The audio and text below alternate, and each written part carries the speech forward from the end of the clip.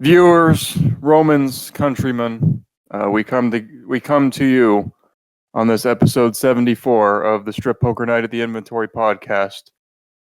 It's a solemn occasion, but also a happy occasion. We have moved on with our lives after the tragic death of the MASP, aka No More Atheism Spam Please, who gave his official retirement back in episode 73. He got the big send-off.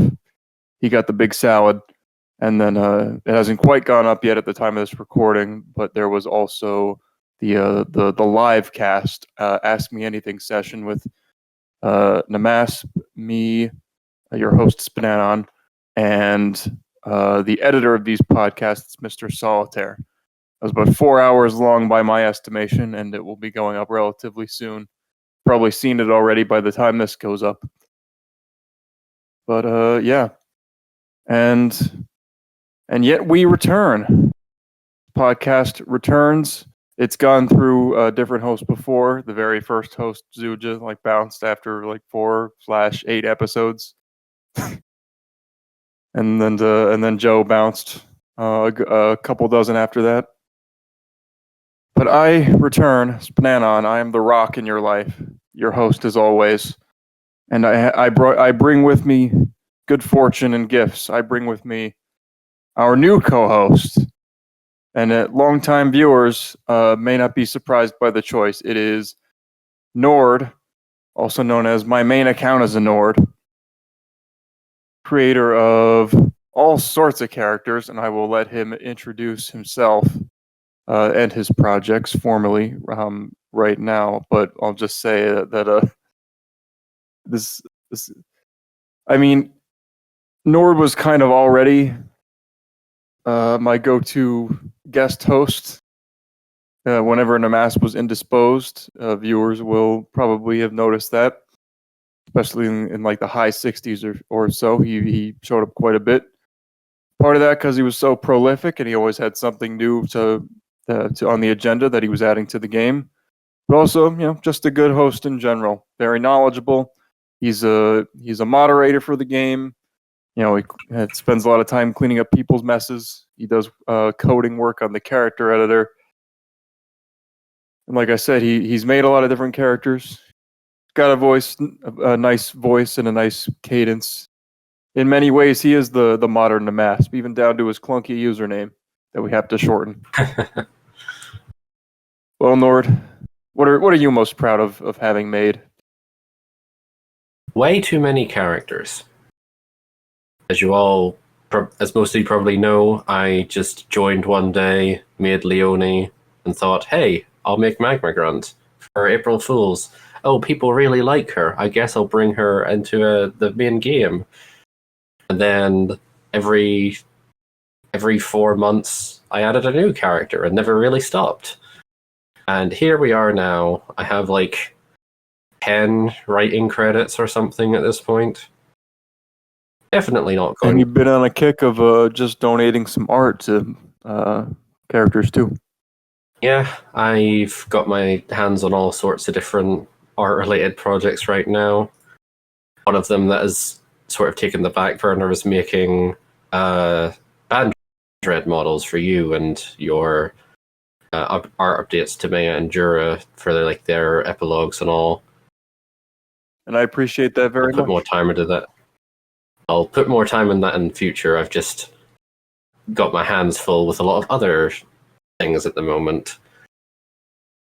I like to write. I, in theory, like using Kisake enough. Although I should be more specific in saying I like having the end result to look at and appreciate. But I can agree with that.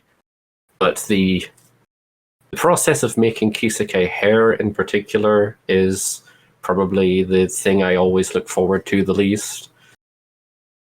And I would say by this point I do have a rather good grasp of how the game works, how it should work. I hope people find value in my opinions. And if not, then your loss. But in general, I'm happy to come on as a new co-host because I feel like I always have plenty to say, and this is sort of a more digestible format for like just off the cuff feedback, I suppose. Well, this is your chance to just to share all those hot opinions. You know, maybe you don't want to put them in text because it just kind of sits there. But you know, right, you're right. Spur of the moment, off the cuff, just speaking from the heart. I think it can sometimes be a little illuminating as to our true feelings. And I can agree with the Kisuke and making the hair. It is always a special feeling when you finally set something down and you're like, okay, that looks right. I can move on to something else. It actually worked. Well, something that happened with a couple of my characters already is I usually pawn the hair off on someone else. For example, Zeus made the hair for Aqua from Kingdom Hearts, and Richar was an absolute gem and has done just the entirety of the hair for Zeke and Pandoria my next project. They're from what, Xenoblade, right? Yes, the Xenoblade 2. I thought nobody liked that game. How come we keep getting characters from it? No, it's a very likable game. It's just that it was so radically different from the first game at points of like story and tone that I think it's the sort of thing where like we being Xenoblade fans may not have appreciated it fully at the time, but now that we have like the entire trilogy, we can look back at it for like all of its negatives and all of its positives. The characters are generally like quite likable. There's a lot of like Zeke and Pandoria are more main characters than Korra, because Korra's just a sort of optional side character. She still has a lot of personality and stuff to her. Don't forget Pyra and Mithra offline. That is true. They sure are in the game in one form. There's also like Hope, who's really old. Is she from? Oof. Hope is from Xenoblade X, Okay. which is a sort of spin-off side series that only has one game, and that game is currently trapped in the Wii U. Whereas the like main Xenoblade games, you can get all three of them on the Nintendo Switch. There she is. Seems like a character that would have predated even me, but she didn't. Joe was on the hiatus or something, and then he came back a bit after I started, and he dropped Hope here. Everyone's like, "Come on, bro, you can do better than this. You got to get good." Yeah, there's a character from X called Elma that I'm surprised never got made in one form or another. Oh, he did make models for the. I know there was a model for Elma, but you know, it's one of those things where the characters that actually get put in Spinati versus the character you expect to get put in Spinati. So this would be like everyone's pick. This would, like if you told average Xenoblade fan pick someone from Xenoblade X to add to Spinati, they'd probably say Elma. Why does she have like the Imperial Japanese flag on her chest? Good question. Makes me uncomfortable. Let's move on. It's not just a new co-host either. We have a returning guest. This is all just mulching over the familiar territory. We have JustKidding, who is a prolific creator in his own right, and I'll let him introduce himself as well. But we've had this entire exact lineup before, not too long ago. It's just the way it is. Almost the entire agenda is made up of his work, because every time he puts 2 more characters on main, he has 2 more ready to go to add them back to testing. So we got to talk about all of them. But just kidding. Please introduce yourself. Yeah, hi. It's me. Just kidding. Also known as Fence in some circles, and other various names in other circles. We don't need to get into that. Gosh, I showed up one April Fool's, and I have not been gotten rid of yet, apparently. So here I am again today to talk about my characters again today. All this prattling on about the legacy of the podcast and spnanon and nerd. Not important because this is my episode, and that's really all that matters. You're really the only one who made an actual April Fool's joke, because you made what was clearly an April Fool's character, and then you're like, surprise, he's not April Fool's. He's just sticking around. We were debated. Less of a joke and more of a tragedy. But give us some time; it'll be funny again. So as I said, it kind of comes down to you and how much you want to say about each of these projects. The four that are on the agenda for this recording session, it's gonna encompass episodes 74 and 75, but I don't expect either of them to end up that long. But Nord, do you want to take us into the main roster additions, which there are a few, and which we'll consider episode 74? Mm-hmm. First up, we have Roll Caskett from Mega Man Legends, who last time I was on here, I believe I praised her a lot, and I'm happy to report you haven't ruined anything I praised. If anything, she's gotten a lot better. She's very cool. I always strive for improvement. Very cool. She has more of that dialogue that was so good before, just getting her personality across of like her world, what she does, working as a mechanic, engineer. Great art and good personality all around. The one thing I'd really want to see more of, just in general, this is going to be a recurring theme tonight, is more interactions that go into greater detail about just any sort of aspect about her, but specifically perhaps involving characters outside of your own. Come to think of it, this is going to be a recurring thing. I'm going to praise you here because you've done an excellent job writing so much interactivity between your own characters, which is amazing to see. So it's just a matter of then branching out outside of that and just having her, does she respond to some of the weirder parts of the roster that aren't Bobobo? Does she respond to the zombie girls? Or react to them? I think she does respond to heads falling off. I think she offers to rivet someone's head back on for them. Brilliant. But yeah, I mean, I'm always don't feel bad. I don't think even Jero responds to the zombie girls at the moment. Yeah, no, yeah, I think there's some excellent stuff that I still haven't responded to with a lot of the people we're about to talk about today. But I'm always up for bantering between whoever.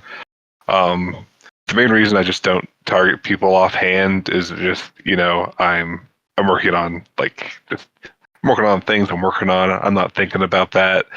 But I mean, if something comes in, if I get an incoming target for someone, I'm like, oh yeah, I could target that person, and I try to think of a way to volley it back and give them an incoming, so to get something going. And as my volume of work increases, my ability to respond quickly diminishes. Especially if I'm in the middle of another kind of big dialogue project. But yeah, definitely always looking to just expand that with role with whoever. So if there's literally just a shout out to any other devs. If there's anyone you want to target who's in my pocket, just let me know, or don't even let me know. Just do it, and I'll do my best to make it happen. And if you want to nag me for responses, nag me, because that it serves as a good reminder of maybe what I've forgotten. But yeah, speaking more to roles specifically, I the sponsorships requests for her were a bit meatier than some of the other ones I've gotten in the past. One of them was to bring up her generic line count to 900. And at the time I received that, I think she was hovering somewhere just around the neighborhood of just under or just over 600 generic lines.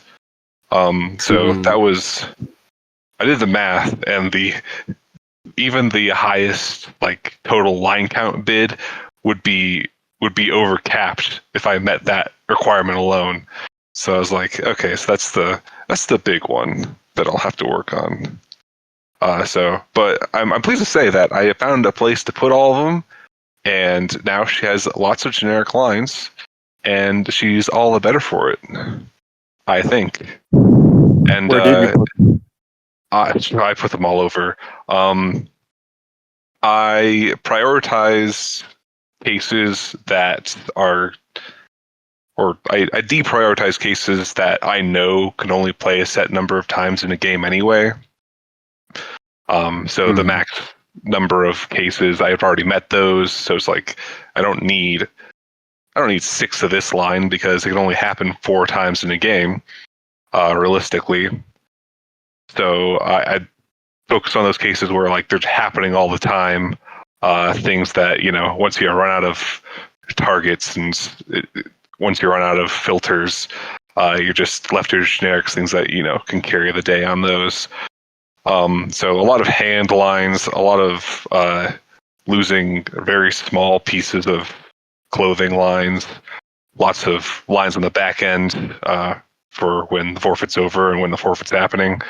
So yeah, a lot of just kind of that stuff. But yeah, it definitely, when I was looking and doing the math of how many I had left, I was like, how can I write this many lines just as generic lines? And the answer is one at a time, really.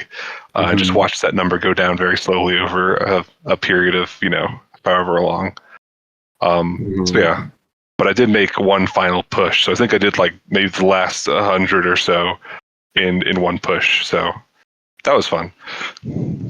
I just kind of went down. I just went down all the generic cases and just would add a line, go to the next one, add a line. Because I mean, if I'm in one case for too long, I just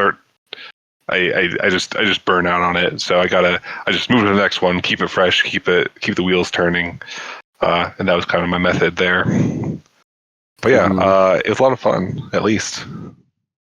I remember making a conscious effort with Aqua Kingdom Hearts because I really wanted to do her justice. I set myself the goal of getting 1,000 generic lines, and it was such a struggle at the end that I settled for 900 generic lines. So I've been in that exact same situation of trying to keep it fresh, trying to just go through as many cases as you can to make sure you're spreading them out. Getting that extra bit of work in does, I think, help in the long term, because it means people that play with your character a lot will see less repeats game to game, which is obviously the point of it all. Yeah, I love generic lines. What's not to like about them? It's just you and the character. There's no frills, no restrictions. It's so intimate. Plus, you can just every idea you have, you can just put out there. You don't have to worry about some other writer picking up what you threw. It's not even protected by a tag filter. Yeah, just go in raw dog. I mean, that's the quintessential spaghetti. That's distilled spaghetti. Is just those stark whites, priority 0, just pure generic cases. You don't have those, you got nothing.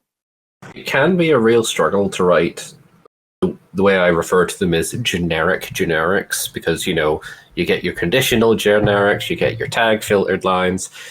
But I've seen some newer devs fall into this trap of focusing on filtered lines for the sake of it. And that can lead to dialogue that is basically just, aha, I acknowledge that you have this tag, without having anything for the character to really say about their target or about themselves or about anything they're thinking of. And I'm going to say that that's one of the things I think you do really well, JustKidding, is getting the personality across in these generic generics, just across the board. Thanks. Yeah, I definitely I kind of agree with you that I've seen a lot of newer devs who are like they invent these and I say invent, that sounds a little harsh, but maybe they realize there are these situations that could arise and they feel the need that they got to fill that gap immediately and make sure they have something for that. Make sure it's covered. But I mean, most of the time, if your character, if something kind of odd is happening next to your character and they are just like off in their little world, having their own little thought, no one's gonna care. That's pretty, like, you know, it's not unusual.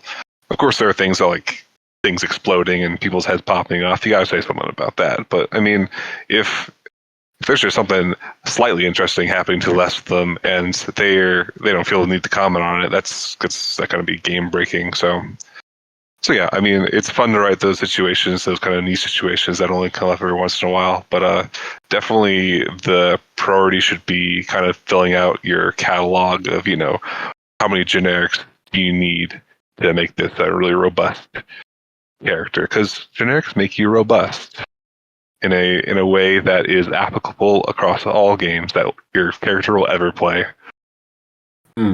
Because you're feeding your girl. It's the meat and potatoes. She's getting nice and robust.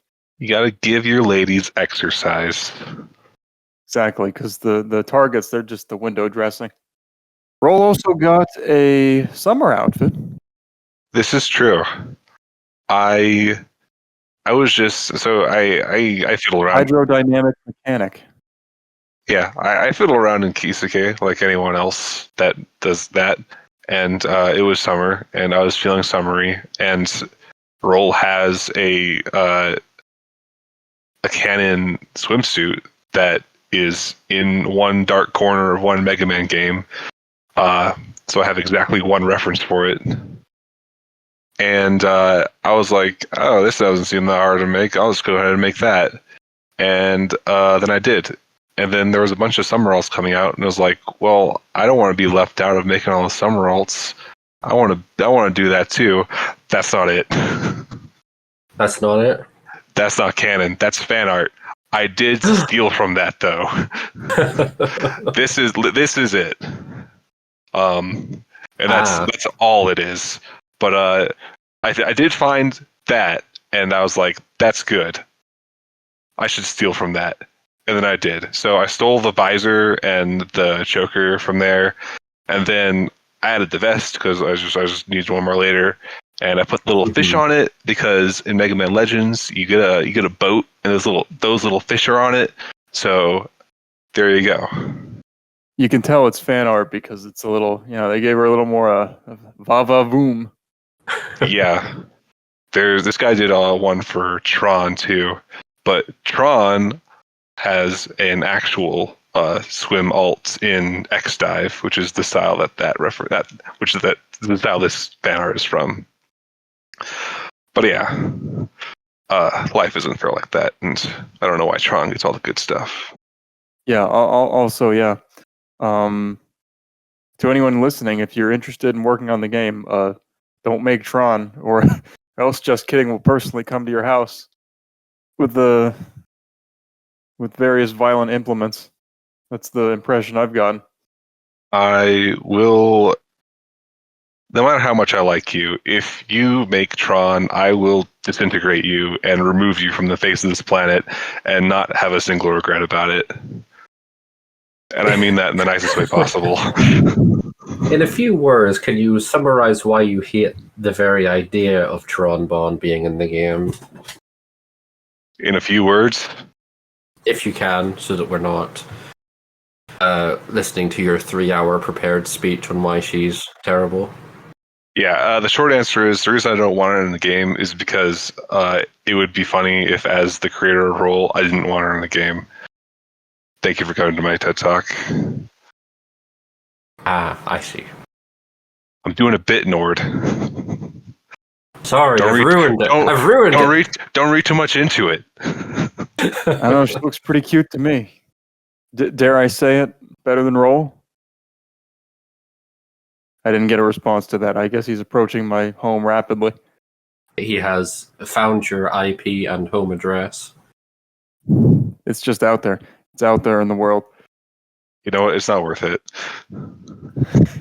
About the swimsuit again, I think you did a really good job with both, well, hers and Maria has one as well, right? Yeah, we can talk about that when we get there, yeah. I think it was a good choice to add the vest, even though a big thing of this year's summer event was because you can now skip layers and alt costumes, a lot of more conventional swimsuits were being made because you don't have to clutter it up with a bunch of extra accessories or whatever to, meet the layer count of the basic character. But I think adding the vest improves Roll's look in this case. So it's a good call, even though the option was there. Yeah, I was aware of the skip option, and I did not. I thought about using it. It was sort of like my intention, I don't have to worry about hitting the link. I could just use a skip or two. But it didn't pan out that I had to do that. So I guess maybe next time, whatever that is. But as much as I love Roll and all my various praise for her, it still applies now that she's on main. I will say you're up to what, 6 characters you're actively writing now, or is it more than that? Gosh, I never have a number in my head when you. There's Bobo, there's Kaz, there's Shola, there's Roll, there's Maria, and then Gay and Sophia. So that's 7.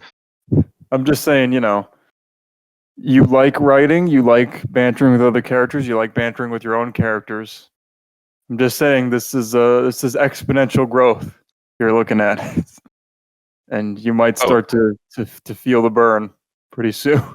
If you don't think I'm already, if you think I'm not already feeling the burn, then you are laboring under a misapprehension. Yeah, this is the end of your Spinati honeymoon period, and now you have to decide, okay, which of my children am I keeping? I ain't deciding shit. Let me tell you that. I am on fire, and I plan to continue to be on fire. Because on top of the 7 I just listed, I recently also obtained the rights to take over Sheena from Horse Killer. Sheena from the hit game Tales of Symphonia. So I plan to give her a little bit of a revamp and breathe some new life into that. And you think you'll do a major overhaul of Sheena, or is it just going to be mostly additions and fixes? I've been, as of late, thinking of that a lot, looking at Sheena's existing lines and playing through her game again, so I'm more familiar with her source material because it's been a minute.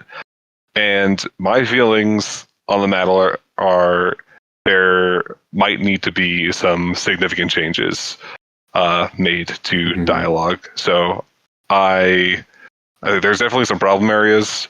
There's definitely some relics of a past age lingering within her dialogue. So I need to get rid of those. And but so that she doesn't suddenly drop down to half her line count, I need to replace them with new healthy lines. I got to approach this like a lumberjack approaches the forest, where I cut a tree down and then I plant a new one. At least I hope lumberjacks operate that way. I don't know anything about lumberjacks, other than they cut down trees. The point is, the deeper I go into it, the more it's like, oh, there's even more stuff I might need to change. So, I mean, there was an old Sheena who didn't even have the nice fat titty cleavage that you see today. I don't know if you have Sheena without that cleavage. It's pretty iconic. I mean, it was kind of there, but it was the default ass model. So this is, I mean, it was like pre-Horse Killer. So a lot of that old dialogue might still be kicking around. I don't think it was a new folder or anything. From the same person that brought you Old Samus. Who was that? Undead Clown 99 or some shit? Stealth Snowpaw. Stealth Snowpaw? I guess. Stealth Snowpaw. But Can I change my name to Undead Clown 99? That's thick as hell. you would have to completely overhaul your image in the community to do that. I refuse. There we have it. It's well, it's probably time to move on to a different creator. Just kidding. Yes. It's just kidding again. It's Spence again. Nord, take us in. Oh, it's me. Another main roster edition. Oh wow, you made another character? Wow. Maria from Arakawa Under the Bridge. Indeed. So Maria's a very interesting character. Quite recently, like as in a couple of days ago, I believe, she got a feedback report complaining that she was really overly cruel and mean towards men. And they wondered, this anonymous feedback reporter wondered what sort of person could possibly find a character attractive that just completely berates you and insults you. And I just want to say that that's kind of the point of her. You've done very well at this contrast of her being really encouraging and high-spirited towards female opponents. And yet it doesn't feel like a complete tonal flip whenever she calls male opponents utter, like, subhuman trash. It's amazing. I'm just working with the tools God gave me. But Maria is a lot of fun to write. When you said a feedback report, what did you mean? Like a bug report on the Discord? Yeah, in her channel. To quote directly, "Why the fuck is she such a bitch towards us players? I guess it's part of her original character, but damn, she's just so boring and annoying to play against. Like, just shut up, girl. I don't know who would want to play against her." And my response was, that's her entire appeal. Just kidding. What's going through your head making this character and getting her to main, besides fat titties, MILF titties, cock and ball torture? When I was a young developer, barely My father took me into the city. No, my father took me out of the city. That's another story. The point is, when I was a Wii developer, just barely scraping together Bobo lines, I was dreaming of characters that I could make one day, and Marie was definitely on the short list. She kind of felt tailor-made for a game like this, where there's interactions between characters and nudity. So I just like, there's so many characters on this roster who are nice to each other. Let's find a character who's mean to everyone. And people like that. People are into that. I know this one random bug reporter is so not into it that they felt a need to make a comment about it. And you know what? That's fine. If you don't get it, then you don't get it. But if you get it, you get it. You know? It's that's the best way to put it. Getting any more into it is just, it's not necessary. So Maria's for people who, if you're a bottom and you know it, or you're a bottom and you don't know it yet, or you're a switch and you're on the bottom right now, currently. And hopefully you don't switch upwards to being a top in the middle of it because it's like, oh no, I'm not into this anymore. What do I do? Interesting situation. Comment below what you would do. But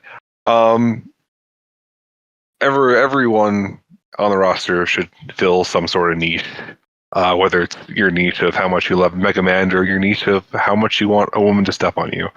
And that's just the niche that she occupies. So yeah, thoughts going through my head when I was making her were, gosh, she's hot, and there's a little part of me that wants to be berated and bossed around. There's that capacity inside of me to be a sea slug. So that She also got a summer alt.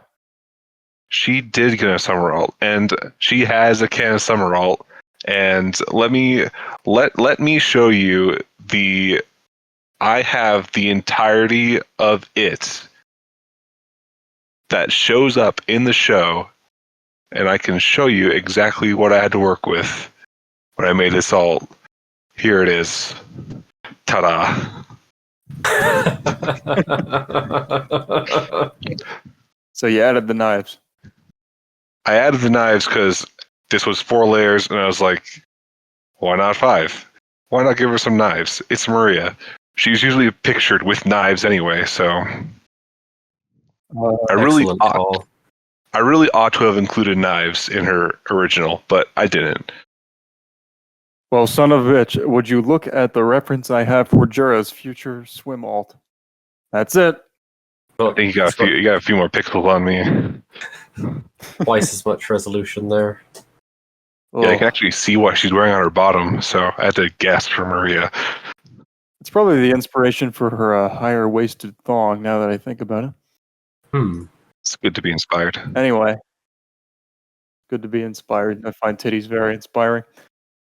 I was playing with Roll and Maria earlier, just as a sort of refresher, and you did very good with their dialogue, where Roll sort of like sheepishly asks Maria for advice dealing with men, and Maria's like, just be straightforward and be sure to repeat yourself because men are thick and might not understand you the first dozen times. I thought that was hilarious. And like great banter between them. She kind of bullies Roll a little bit. She's rather disquieting to her. Condescending, I would say. Roll keeps like assuming the best of her, is like she can't possibly be this mean. It's pretty fun. I mean, like I said, like JustKidding does a good job with a banter between his characters. I just think it can, trying to maintain everyone against the onslaught of the world of new characters would start to get overwhelming. I would love to share the love. And in fact, speaking of Maria, I just got off the horn with Cool Cat, and we did a whole bunch of lines between Maria and Jim the Raynor. Awesome. I'm pretty sure that's what he's called in Starhammer or whatever. So that's up. That's whenever either of us pulls the trigger on that, that'll be going up. And also, since I had so many lines ready for Maria, she's also going to have in-depth banter with EA and Sophia with this update too. So yeah, look forward to Jim that. finally meets a woman his age at the inventory, and she's as violent as a Zerg. Wants to tear his balls off. I mean, tearing his balls off would be counterproductive to what she's trying to achieve. Oh god. She needs something else to milk. See, now you're getting into the realm of her agenda. All right. Because remember, does Maria hate men? We're not entirely sure. All we know for sure is she loves to berate them and abuse them. that gives her great satisfaction. She enjoys it. And apparently also she can't help it. So whether or not she's really a misogynist and really thinks those things are irrelevant because she's going to espouse them because it's fun for her. As someone who hasn't seen Arakawa Under the Bridge, why does she give you scissors as a collectible? Because she threatens people with scissors routinely. Ah. Also, nice job with the collectible image, like the art of her in a towel that you get. Nicely done. If I can't think of a spicy image to put in with the collectible, I don't make the collectible. Unless I think it'd be really funny. I just have no ideas whatsoever. That's okay. We love you still. It's a meme. Every few months, someone posts that Maya is eligible for like 35 collectibles, and she has one. I just don't know what to do. Okay, the whole game's RNG. Currently, she's eligible for 41 collectibles. Oh, I undersold it. You could literally just be like, play one game with Maya, play 2 games with Maya, play That's 3. That's just fucking busy work, man. I'm trying to come at this from the perspective of like a player, and it's like they're just gonna sit there and mash through the games. They speedrunners want complicated things. That's what they want. They want things to be harder. They will bitch and moan if you make things harder for them, but that's what they want. Optimize the fun out of a game. They are masochists. You should make it so that you can. They should really play with Maria. True. Yes, they should. I'm going to give her more collectibles just to make it harder for them. Hell yeah. Collectible. Stomp on your own balls for her amusement. Find a way to make it happen. And then I'll give her an epilogue, and I won't tell anyone how to unlock it. So you could make it just like a literal like 1 in 16 chance of unlocking it, and then you change the exact conditions every 2 weeks and don't tell anyone. I'm playing a fun game with the user base that makes them hate me. I like Maria quite a bit. She's one of those characters that really stirs me in my pantaloons. And I life's a rich pageant, and I appreciate all types of the female form. I like the tight, perky, fun look on roll, but sometimes just want to see some big fat MILF titties spilling out of an apron, and Maria covers that. I especially like you put a lot of effort into those custom boobs. She's got nice big nipples that kind of diffuse towards the edges. And there's a lot of poses where like there's some squish involved, which I've done a little bit of on my own girls, but I need to do more of showing them actually being manipulated, because that is one downside of custom is that it's tough to actually manipulate them, so they can tend to be a little static. I believe it was the last time I was on this podcast, Nord was like, hey, you should make Maria, you should give her some custom squish so you can manipulate them. And I was like, that's a good idea, or at least some paraphrase of that. I may have made up how exactly that went, but I know Nord said it, and then I said, yeah, that's a good idea. So I did it. So if you like the fact that Maria's boobs move around a little more now, you have Nord to think about that. And then, because you started doing it, I was like, yeah, I should go back and improve some of Aqua's art. Custom boob fans are just eating these days. They're eating good. They're drinking good, you could say. Spnanon, the diversity of boob looks and details has really proliferated. The biodiversity of tits. It's good that people are doing different styles as well, because there was this trend of like doing it with one particular method that made it look slightly better than default, and then over time people have experimented, and now there's all different shapes and sizes and all. It's great to see. Oh, I think most people here are just more into boobs, so they find it more natural to explore their options, whereas with with butt poses, it still seems like a lot of them are just kind of following the formula. It's tricky, but one thing to say that can possibly solve this is just treat the butt like a pair of boobs, in terms of like how you shade them and all, and suddenly, oh, it makes sense. Well, there's more to it than that. I went into that on the live cast, but I mean, you do kind of start the same way with big circular ribbons, oval ribbons. I, for one, personally appreciate Maria's boobs because this is totally accidental, but they kind of look like Jura's new and improved boobs. Maybe 15 years and a couple kids down the line. They've grown a little bigger, but they're also a little saggier. You can see her nipples kind of point down a little bit in compared to Jura's. Something I'm There glad... you go, Jura. That's your future. She's been jaded by her contact with men. She's not so fond of them anymore.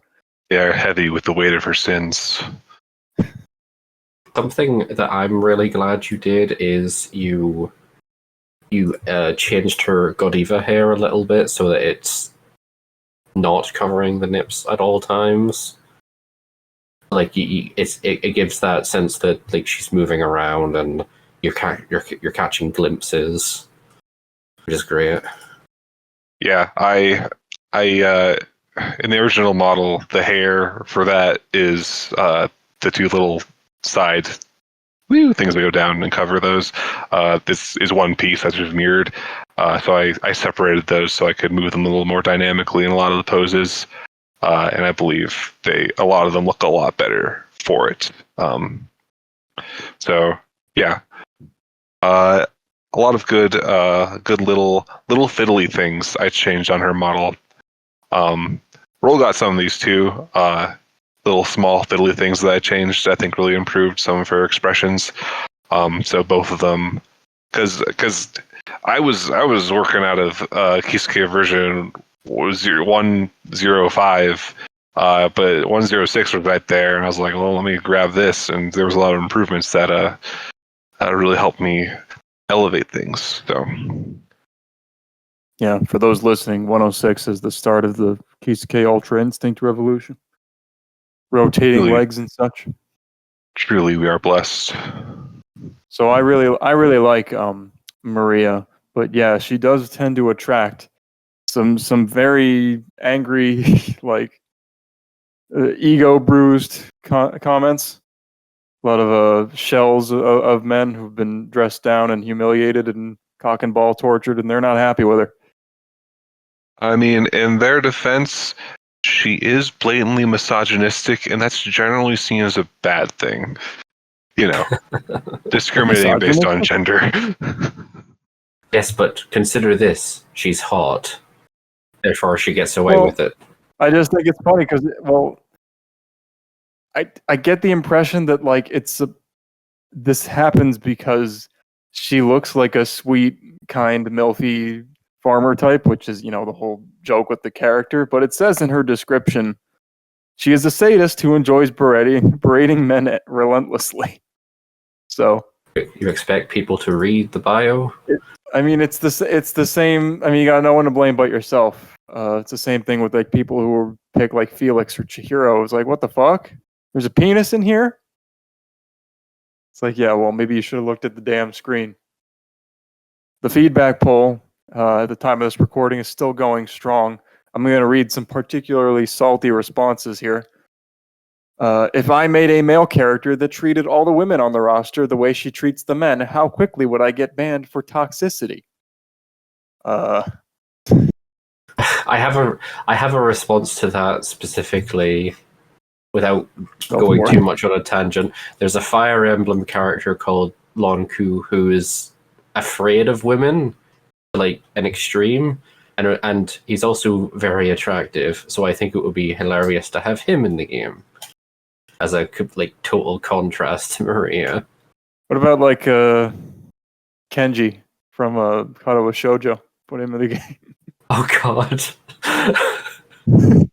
It all depends on how you do it, man. It's just gotta be funny. That could be the best thing ever or the worst thing ever. And it all depends on who. Like Maria's like, actually like funny and kind of makes it sexy. Whereas someone like Tharja is clearly just like a mouthpiece for the creator's really incel-y vibes. Yeah. About how I much mean, he hates women and whores and likes horse pee. let me tell you something about that. So I mean, because the problem with Tharja is she's like way too antagonistic. I set some ground rules for when I was writing Maria lines, just to make sure that, like, even though these are, you know, insults, I would never like cross the line. And mainly, it just she'll never like tell you to. It never tells you to kill yourself. That's like right off the bat. Just don't do that. That's bad. She she never like tells anyone that they're not a man or not a real man. She just implies that they're, you know, slugs and small animals, because that's okay. You can call someone a bottom feeder and it's not problematic. And really any threat of violence has to be very, very mitigated. So it's mostly just restrained to, you know, I'll step on you or I'll tie you up. So just keeping those kind of guidelines in line and trying not to, like, you know, get too personal with the insults. Be general. General insults hurt less. I feel like that was an excellent general approach to take, keeping all of that in mind. I want to say that her not calling anyone, like, not saying, "Oh, you're not a real man," that works perfectly, because she doesn't think you're not a real man. You're a man, therefore she'll insult you. Simple as. Then there's some other ones here. I hate her, I really do. I have no issue with sadistic characters, but this one makes you feel like shit IRL, and I am already depressed enough without a fictional character making me want to commit self-delete. I will never touch this piece of shit again. Okay, that was always allowed. Well, that was. I think there's some issues bubbling to the surface there. I'm sorry I made you sad, buddy, but yeah, if you play your fire, you might get burnt, unfortunately. Another one, sexist piece of shit. As a writer of sexist characters myself, I don't see the issue. I mean, that just seems like that's not even like a critique. That's just a objective evaluation of what he saw. So, a lot of these are positive towards the general verbal abuse. There's two others here. I thought she was a JoJo character for a while. Honestly, she wouldn't be out of place. You're thinking I don't know what her stand would do. You're thinking of Mariah, who I also have a model for. Just a reminder. Anyone wants to write Mariah, we have a Mariah model. And finally, holy shit, they added Robotnik's wife.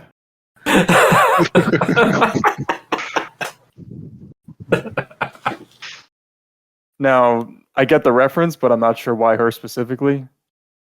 Did Shadow the Hedgehog pee on her? Like, what happened? Yeah, exactly that. That happens. And she had sex with Rouge the Bat. Okay.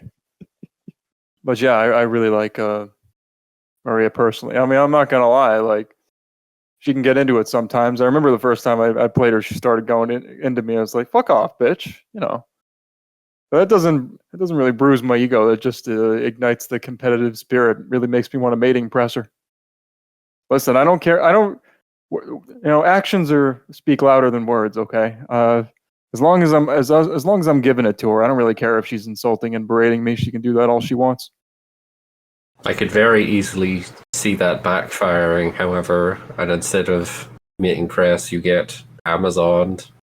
Oh no, what a tragedy. I hope that never happens in an epilogue. Please make it happen. I also vote for epilogue, but it should be mating press. Let me go ahead and say this: if there's a Marie epilogue and you're hoping that it's your chance to get one over on her, that's not gonna fucking happen. There's no fucking way. That's the part of this thing from what's gonna happen. You're gonna get got, and it'll be. I promise, it'll be sexy. But you call me a piece of human trash the whole time. but I want to be giving it to her. You can promise that much. I can promise She's that just much. playing hard to get. I know what she's about. I very much expect it would be her like leading you on and then leaving you high and dry, and I think that's perfect. Oh, that would be perfect for her. I did think about that, but I was like, Maria's not the NTR character. Maria's the masochism, sadomasochism character. Not even NTR, but just giving you blue balls. There is that possibility. I've had some ideas, but you know me, I got other ideas I'm working on. So, but yeah, I'm far enough off from having made my last epilogue that the horrors of doing so have become a distant memory. So I'm thinking like, yeah, maybe another one would be good. It's like childbirth. Interesting comparison. I wouldn't know A anything long about amount that. of time and effort, but then you have something that you can just look at and be happy. You can say the same about making a pizza. Well, speaking of epilogues, Nord, you are on the agenda as well. We're back to business as usual, where it's the co-host and the guest on the agenda, and not me. You made something. Indeed. I randomly just decided to take a break from making Aqua's super long, detailed, plot-heavy epilogue and thought, Petra's summer outfit really does something to me. I should make a short little epilogue out of this. And then I did. And here we are. I made Rose's epilogue in a single night. Petra's epilogue took me 2 nights. Because it's slightly longer and more involved. I'm eager to hear what the two of you think about it, but I'll just say, from a technical perspective, I kept like holding myself back deliberately of like, okay, I'm not going to do any looping animations, I'm not going to do anything super fancy, I'm just going to get it straight to the point and just keep it as straightforward as possible, and it turned out the way it has. One thing from a technical perspective that is different is the custom styles, which I don't think anyone else has used yet, but I've been messing around with custom CSS for Aqua's feature-length epilogue, and I've decided to... like the little advanced arrows? Yeah. There's a lot you can do with just CSS and applying styles now, because you're able to apply styles that affect the speech bubbles. It's so subtle you may not have noticed, but like the narration text at the very beginning and the advanced arrows are done with a custom font that hides the dialogue bubble window and changes the font. And like you're even, I didn't do it with this epilogue, but you're even able to like apply animations on a CSS level. So you could have like text that flies across the screen rather than being locked in place like it usually is. One slight technical problem is the advanced arrows don't seem to load on some mobile devices because the either the font is missing or just the ASCII character is missing and doesn't load for whatever reason. On one attempt to test it on mobile, it even didn't load Petra's new styles at all, and I haven't been able to replicate that, so I don't know what's happened there, but it's made me keep in mind for the future that a lot of cool stuff is possible, but sometimes it may not work 100%, and to keep that in mind. Overall, the epilogue reuses a lot of assets from her summer costume, and I figured of just making it summer themed rather than some vague year-round one because, well, why not, really? You know, if it's the middle of winter and you play this epilogue, well, why not? So that's my discussion of it from like a technical standpoint and justifying why I did this. What are your thoughts? Yeah, I gave Petra's epilogue a swing. and I thought it was really good. I think there was a part of me that was like expecting at some point for something to be animated, and it never was. So I think, and I mean that's just like a weird expectation that one has as far as epilogues are concerned. So I'm not saying epilogues should have animation. I'm just saying like I was like thinking the whole time like, is this not going to be animated? No, I guess not. How about this one? I guess not. But all the images were well made, and the whole the premise isn't complicated. Gets right down to it. So nice use of just fading in and out to make things progress. Just kind of like the nice, sweet, simple epilogue that I'm sure the majority of people are going to be happy with. And I just there's nothing really to fault it on. Could it be grander and have like really great animations? Sure, it could. But I mean, for what it is, it's good stuff. It's a great addition to Petra. People were psyched out for a long time. The concept that they gotta go bigger and bolder with their epilogues. They gotta add crazy animations and all these custom art assets. And you don't. I think. Does she literally have any custom assets except for maybe like the male player? I couldn't find any in her folder. Just glancing at it.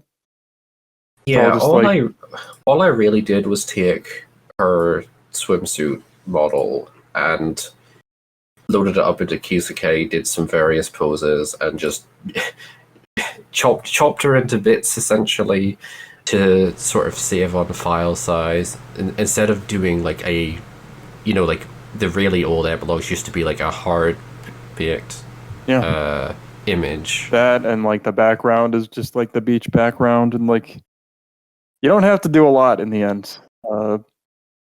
Players, I mean, the vast majority of players just want a epilogue where you have sex with her, put your penis in her vagina, and then like animated or not.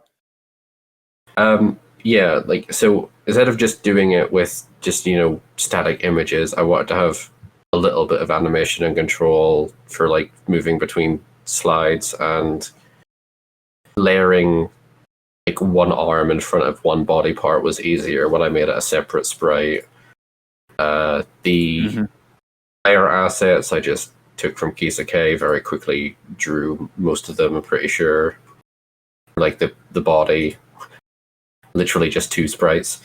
And then a lot of the heavy lifting, I think, is just in the expressions, posing, and the dialogue.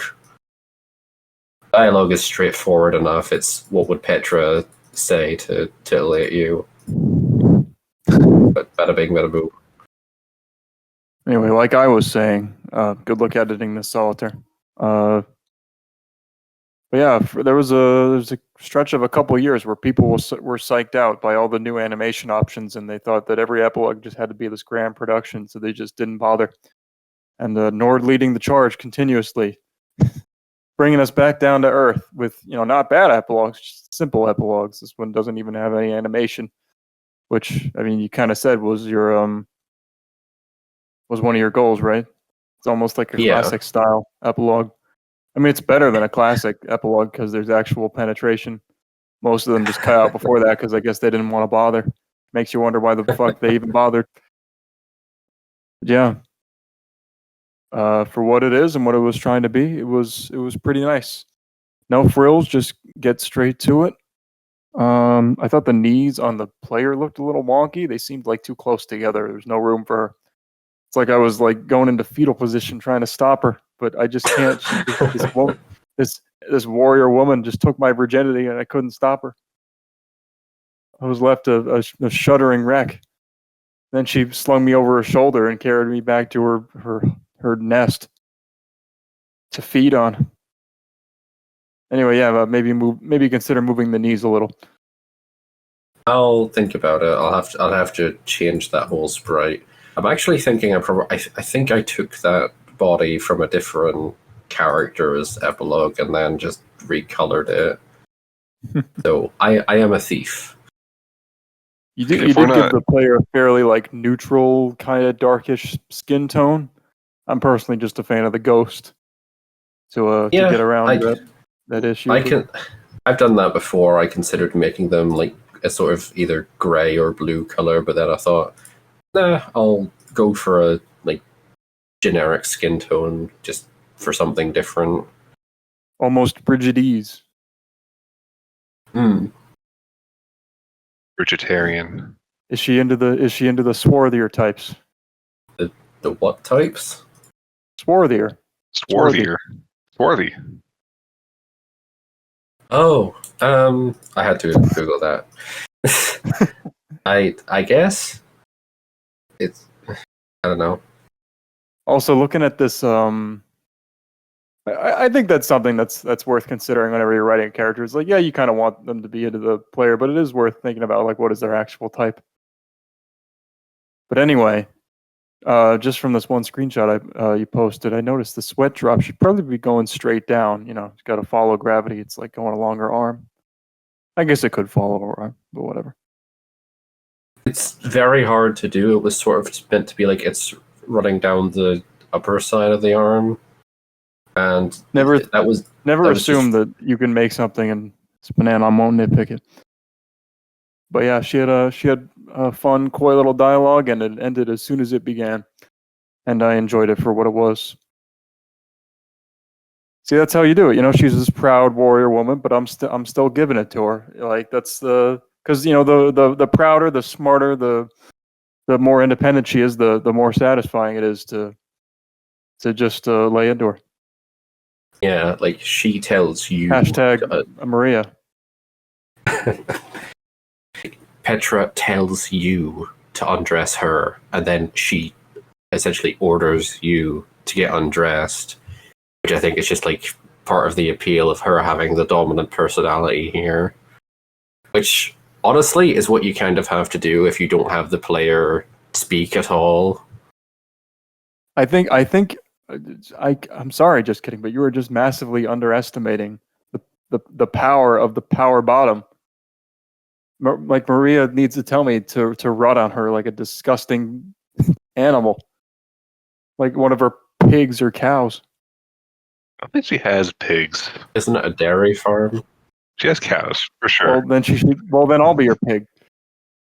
I don't care how powerful your bottom is. It's not more powerful than she is. Damn, that ass can fart. Built to shit, forced to wipe. Well, on that note, I guess it's time to conclude episode 74. Yeah, before it gets any worse. Any of you have any final comments on Raw Caskett, Maria, or Petra's epilogue? Anyone listening to this is considering making an epilogue and has a big, grand idea for it, consider filling the gap between now and whenever you make your feature-length movie of an epilogue. Consider filling that time gap with just a much shorter, simpler, straightforward epilogue where you get to do one thing with the character and then, oh hey, it's over. Because it takes less time than you'd think, and it's just a matter of like making a quick list of sprites you need to get and then making them, usually with a little bit of photo manipulation, but nothing too much, nothing too extreme. Remember, keep it simple, stupid. I mean, because I'm revamping epilogues instead of making new ones, I'm kind of just content to just leave them as they are at the moment. As working on expanded ones, I figure that's a nice little bonus for people who actually inexplicably prefer the old models. There you go. You get them for a little while longer. There's the new models, but you can't bang them yet. The day will come. JK, anything? If you're gonna make an epilogue, make sure to save all your assets to the pose matrix. Or else remaking those assets is going to be not fun for you. That is an excellent point. I just save everything directly in Kisuke. So that is my recommendation. And also, thank you anyone who has given support to Roll and Maria during their time on testing. And I hope that you enjoy them on the main roster. I will do my best to make sure they continue to grow a little bit every so often. Thank you all. Thank you all. Thank you all so much.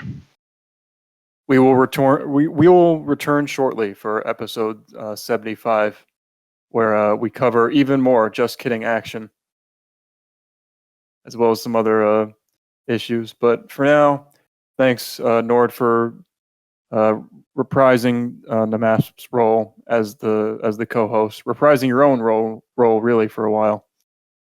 Then thanks Just Kidding for reprising your role, and Maria. Power bottom Maria, my final message.